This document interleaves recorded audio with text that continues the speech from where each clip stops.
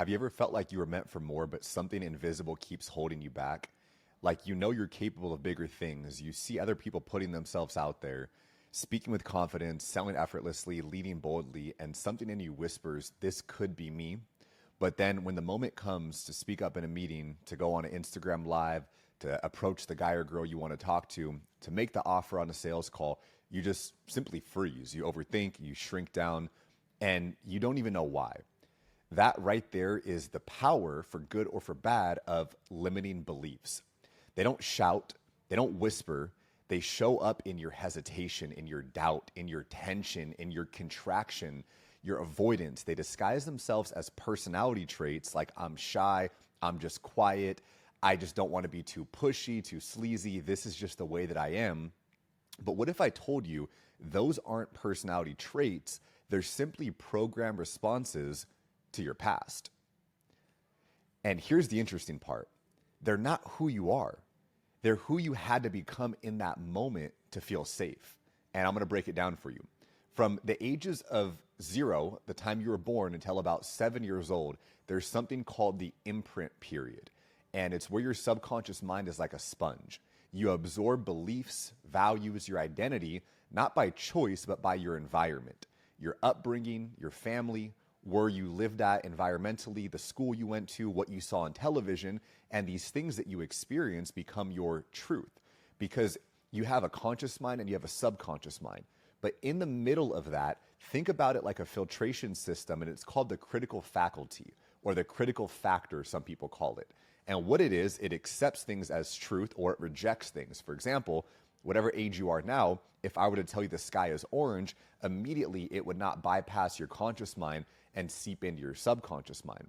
But when you hear things like money doesn't grow on trees or salespeople are sleazy, when you're younger, your critical faculty is not developed enough to reject that information, so you accept everything as truth.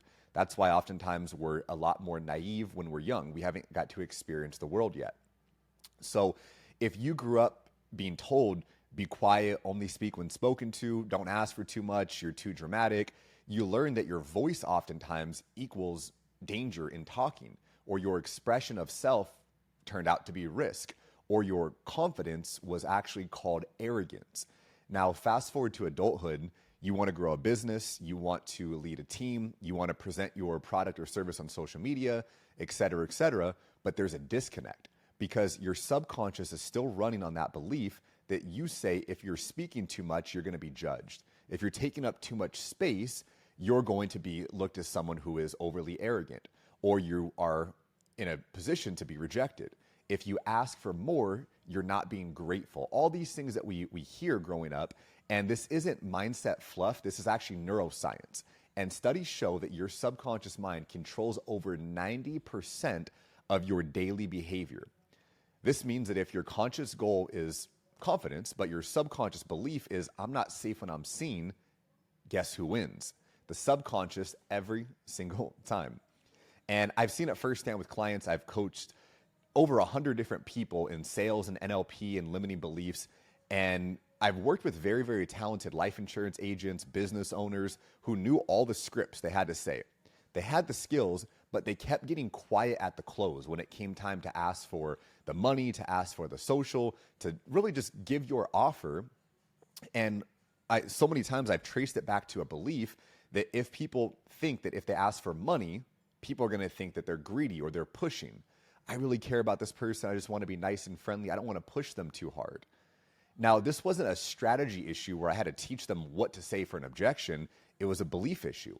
And this is where a lot of salespeople drop the ball because they're focused so much on what objections do I need to overcome? How do I get better at my script? How do I develop a better offer? That stuff is all very, very true. But if you're not working on the number one thing, which is the underlying belief driving the issue, you're never going to be able to get anywhere. It's like you're just stacking on clay onto something that does not have a firm foundation. So once we started to rewire those beliefs using NLP, every single time the people's tone changed. They delivered their offer, their product, their service with confidence, with certainty, with belief, and with passion. And you would even notice a posture shift. I would watch a lot of videos of people presenting their offer. They would be standing up more upright. their confidence would deliver in the words they used and the body language that they were absorbing at that moment. They started closing confidently because here's the truth. You can't outperform your identity. And your identity is shaped by the beliefs that you haven't yet questioned. Here are some questions to ask. Is this belief really true? Did I choose to believe this belief? Who said this belief was true? In which other areas in the world would this belief not be true? For what other person or group of people would this belief not be valid? What circumstance could this belief be proven wrong? I want you guys to go back and rewind those like 5 or 6 questions. Those questions have the ability to change your life because you're digging into the parts that most people avoid. Because here's how here's how it works. A limiting belief is formed and it creates a thought loop. That loop creates an emotion. Emotion shapes your behavior, and that behavior creates your results. The results then enforce that belief. It's a trap because the mind and the body are what's called a psycho-cybernetic system. If at any given time I'm happy, I'm most likely going to smile. A smile will follow me being happy. But if I start to think about happy thoughts, I can then force that smile to come just by recollecting a very happy time. But I can also use this negative. When I'm mad or I'm frustrated, you can read it in my physiology, my body language, because I'm having those angry thoughts. But also, if you ever noticed something way in the past, it could have already happened a long time ago, but you go back and you start thinking about those thoughts, it puts you into that mad state of mind. That is that feedback loop between your mind and your body. So the moment you become aware of the belief, you break the loop and things start to change forever. So let me give you 3 common ones that I see, and I want you to write these down. Number 1, if I speak confidently, I'm going to come across as arrogant. Now, here's the truth. Confidence and arrogance, they're not the same. Confidence invites and arrogance defends. I want you to reframe this. When I speak confidently, I help people make better decisions. That is the number 1 reframe I want you guys to write down and be able to utilize. Another one that I grew up with that literally was horrible, to be honest. I don't want to over exaggerate.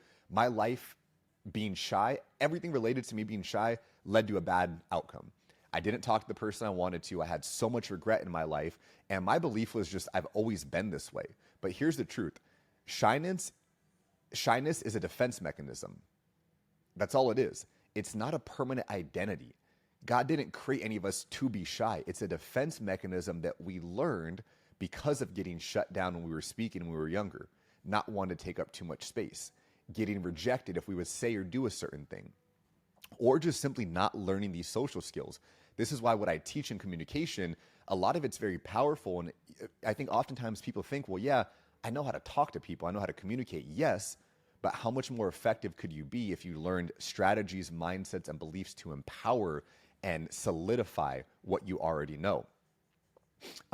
Oftentimes, this is something I held on for a long period of time, especially when I'd be in corporate business meetings, but it's people don't want to hear what I have to say. And you might feel this when you're in a relationship with someone, with your friend group, at work. People, they don't value what I have to say. They don't want to hear it. So here's the truth. Your message could actually change someone's life, but only if they hear it. And I want you to reframe this. Someone out there is waiting for exactly what it is that you have. These are just a few examples, but the point is this. If your outer world is not matching your inner vision, it's not about working harder. It's about upgrading that belief system that's running your communication. And this is exactly what I teach to my one-to-one clients. It's what I teach in my sales course, what I teach in my communication course.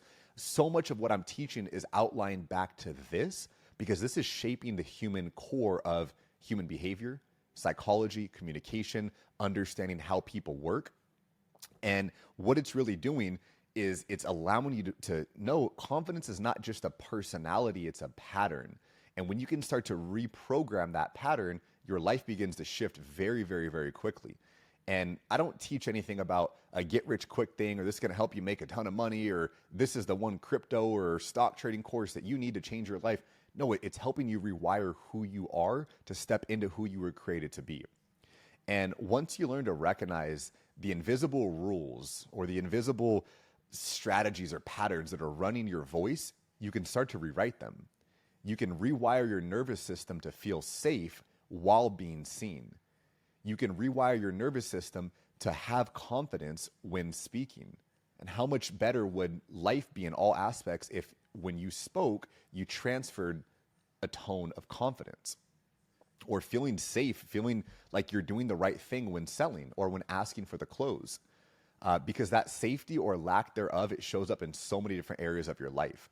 And this is what I teach very, very directly inside of my life insurance sales NLP course, again, in the communication course, and when I work one-to-one with people. But I want to give you guys this information for free to help you and show you there is a new way of living now. There is a new way of allowing yourself to be. And in this video, I went over those 3 things that I want you to dive into, those 3 beliefs and the 5 or 6 questions that can begin to reshape your identity and the way that you view things. So, of course, I teach people the language patterns, I give them the scripts, but more importantly, we fix the programming that's running behind the words that you are saying. Because sales is never just about strategy, it's about your identity that you have, which is why people can come into sales immediately with no strategy and do very well because of how their identity is wired. So we can start to reprogram that to allow you to show up as a whole different version of yourself. Not to become someone different, but to become the best version of you. So if this spoke to you, if you felt like that there is an invisible wall between you and what you want or who you want to become or that person that you know you were called to be, we need to do some work, and it's okay. I've had to do work for almost a decade. I've spent thousands and thousands of dollars learning and studying NLP from different people, different courses, different programs, and eventually becoming a practitioner, a master practitioner, and a trainer of this. It's my passion to teach it. It's not my job to teach it. It's my passion to teach people this stuff because I know and I believe how life-changing it could be. So if this spoke to you, click that link below. You can see how to book a one-to-one call with me directly, or you can, if I have the courses up, sign up for a course directly and allow yourself to get engulfed into this really identity of growth, because it's not just a one-time you learn it, your life changes, but it's now going to be a journey of you developing into the best person that you can become. Because once you do, your voice gets louder, your presence gets clearer, and the words start resonating differently when you speak them. Not just because you became someone new, but because you finally became who you knew you were always meant to be.